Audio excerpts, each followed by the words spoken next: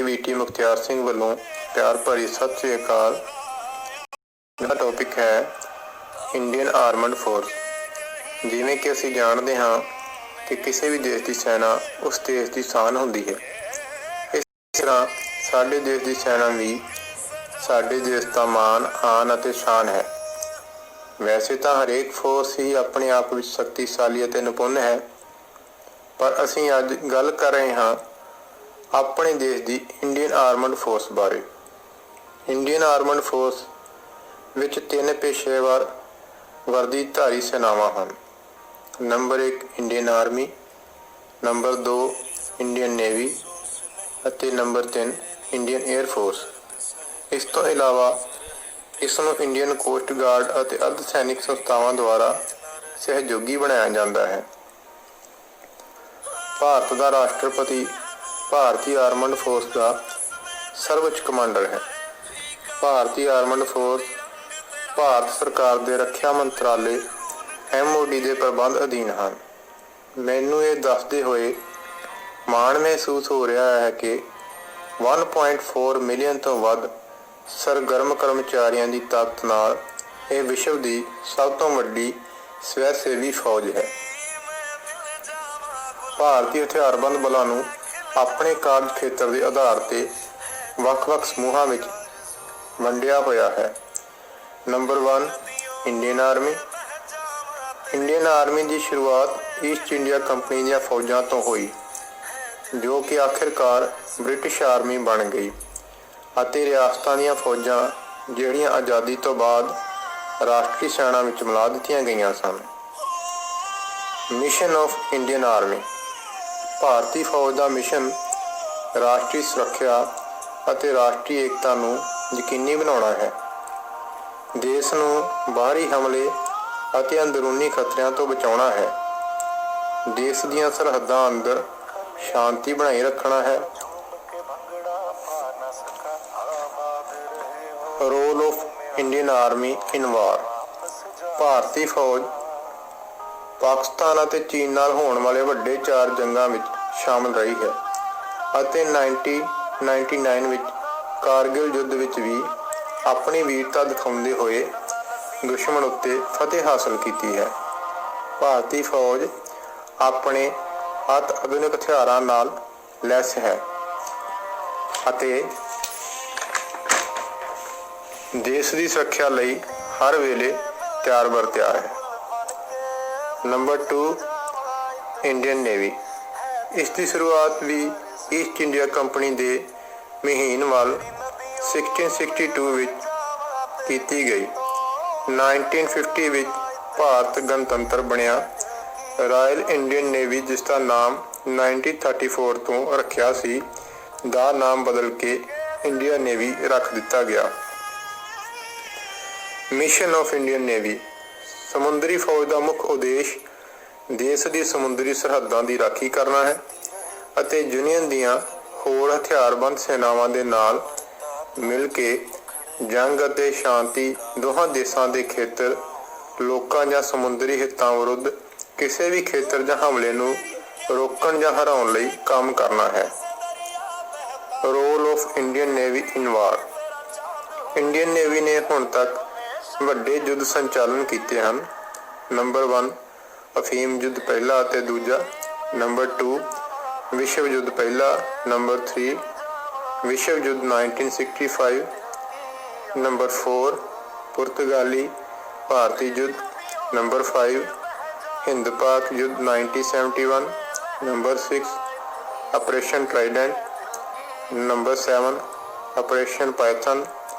Number 8 Indo Pak naval war. Number 9 1971 ਦਾ operation Lal Dora. Number 10 operation Cactus.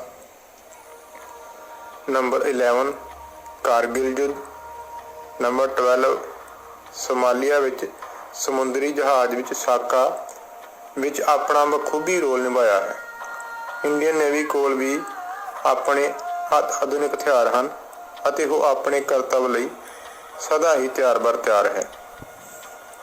Number 3 Indian air force. ਭਾਰਤੀ air force ਵੀ armed force ਦਾ ਪ੍ਰਮੁੱਖ ਅੰਗ ਹੈ। ਇਸ ਦੀ ਸਥਾਪਨਾ 8 ਅਕਤੂਬਰ 1932 ਨੂੰ ਬ੍ਰਿਟਿਸ਼ ਇੰਡੀਆ ਵਿੱਚ ਰਾਇਲ 에ਅਰ ਫੋਰਸ ਦੇ ਸਹਾਇਕ 에ਅਰ ਫੋਰਸ ਦੇ ਰੂਪ ਵਿੱਚ ਹੋਈ। 1947 ਵਿੱਚ ਬ੍ਰਿਟਿਸ਼ ਸਾਮਰਾਜ ਤੋਂ ਸੁਤੰਤਰ ਹੋਣ ਤੋਂ ਬਾਅਦ ਹਵਾਈ ਸੈਨਾ ਦੀ ਸੰਪਤੀ ਨੂੰ ਵੀ ਨਵੇਂ ਦੇਸ਼ਾਂ ਵਿੱਚ ਵੰਡਿਆ ਗਿਆ ਸੀ। ਭਾਰਤੀ 에ਅਰ ਫੋਰਸ ਨੇ ਰਾਇਲ ਇੰਡੀਅਨ 에ਅਰ ਫੋਰਸ ਦਾ ਨਾਮ ਕਾਇਮ ਰੱਖਿਆ। Mission of Indian air force. ਭਾਰਤੀ 에ਅਰ ਫੋਰਸ ਦਾ ਮਿਸ਼ਨ ਭਾਰਤੀ ਹਵਾਈ ਖੇਤਰ ਨੂੰ ਸੁਰੱਖਿਅਤ ਕਰਨਾ ਅਤੇ ਹਥਿਆਰਬੰਦ ਟਕਰਾਅ ਦੌਰਾਨ ਹਵਾਈ ਯੁੱਧ ਕਰਨਾ ਹੈ। Role of air force in war. Number 1 ਦੂਸਰਾ ਵਿਸ਼ਵ ਯੁੱਧ 1939। ਨੰਬਰ 2 ਭਾਰਤ ਦੀ ਵੰਡ 1947। ਨੰਬਰ 3 ਪਹਿਲੀ ਕਸ਼ਮੀਰੀ ਵਾਰ 1947। ਨੰਬਰ 4 ਕੋਂਗੋ ਸੰਕਟ 1961। ਨੰਬਰ 5 ਚੀਨ ਭਾਰਤੀ ਯੁੱਧ 1962। ਨੰਬਰ 6 ਦੂਜਾ ਕਸ਼ਮੀਰ ਯੁੱਧ 1965। Number 7 Bangladesh liberation war 1971। Number 8 operation Meghdoot 1984। Number 9 operation Poomalai 1987। Number 10 Kargil war 1999 ਅਤੇ ਐਟਲਾਂਟਿਕ ਘਟਨਾ ਵਿੱਚ ਆਪਣਾ ਯੋਗਦਾਨ ਪਾਇਆ। ਭਾਰਤੀ 에ਅਰ ਫੋਰਸ ਕੋਲ ਲੜਾਕੂ ਜਹਾਜ਼ Sukhoi 30, MK1, Rafale, Miraj 2000, MiG-29, Tejas, MiG-21 ਤੋਂ ਇਲਾਵਾ ਆਪਣੇ ਹੈਲੀਕਾਪਟਰ ਅਤੇ ਹੋਰ ਅਤਿ ਆਧੁਨਿਕ ਹਥਿਆਰ ਹਨ। ਭਾਰਤੀ 에ਅਰ ਫੋਰਸ ਹਰ ਟਾਈਮ ਆਪਣੇ ਮਿਸ਼ਨ ਲਈ ਤਿਆਰ ਹੈ। ਜਿਵੇਂ ਕਿ ਅਸੀਂ ਹੁਣ ਤੱਕ ਆਰਮਡ ਫੋਰਸ ਵਿੱਚ ਆਉਂਦੀਆਂ ਤਿੰਨੋਂ ਹੀ ਪ੍ਰਮੁੱਖ ਸੈਨਾਵਾਂ ਬਾਰੇ ਜਾਣਕਾਰੀ ਹਾਸਲ ਕਰ ਚੁੱਕੇ ਹਾਂ ਅਤੇ ਜਾਣਿਆ ਹੈ ਕਿ ਕਿਵੇਂ ਆਰਮਡ ਫੋਰਸ ਇਕਜੁੱਟ ਹੋ ਕੇ ਆਪਣੀ ਤਾਲਮੇਲ ਨਾਲ ਦੇਸ਼ ਦੀ ਸੁਰੱਖਿਆ ਅਤੇ ਦੇਸ਼ ਦੀ ਤਰੱਕੀ ਵਿੱਚ ਆਪਣਾ ਯੋਗਦਾਨ ਪਾ ਰਹੀਆਂ ਹਨ। ਵੱਖ-ਵੱਖ ਫੀਲਡ ਵਿੱਚ ਹੁੰਦੇ ਹੋਏ ਵੀ ਇਹ ਇੱਕ ਸੂਤਰ ਵਿੱਚ ਬੱਝੇ ਹੋਏ ਹਨ, ਜਿਸ ਨੂੰ ਅਸੀਂ ਆਰਮਡ ਫੋਰਸ ਦੇ ਨਾਮ ਨਾਲ ਜਾਣਦੇ ਹਾਂ।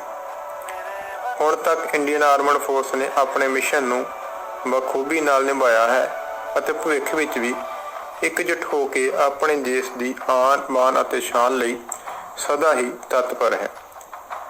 ਅੰਤ ਵਿੱਚ ਮੈਂ ਇਹੀ ਕਹਾਂਗਾ ਕਿ ਅਸੀਂ ਸਾਰੇ ਹੀ ਦੇਸ਼ਵਾਸੀ ਇੰਡੀਅਨ ਆਰਮਡ ਫੋਰਸ ਤੇ ਮਾਣ ਕਰਦੇ ਰਹਾਂਗੇ ਅਤੇ ਉਹਨਾਂ ਦਾ ਸਤਿਕਾਰ ਕਰਦੇ ਰਹਾਂਗੇ। ਵੀਡੀਓ ਦੇ ਐਂਡ ਵਿੱਚ मैं देश की शान ਲਈ कुछ लाइनां कहनियां चाहांगा। 3 रंग नहीं वस्त्र जे ध्वज देश की शान है। 3 रंग नहीं वस्त्र जे ध्वज देश की शान है। हर भारतीय के दिलों का स्वाभिमान है। हर भारतीय के दिलों का स्वाभिमान है। यही है गंगा, यही है हिमालय, यही हिंद की जान है। और 3 रंगों में रंगा हुआ ये अपना हिंदुस्तान है। और 3 रंगों में रंगा हुआ ये अपना हिंदुस्तान है। जय हिंद, जय भारत।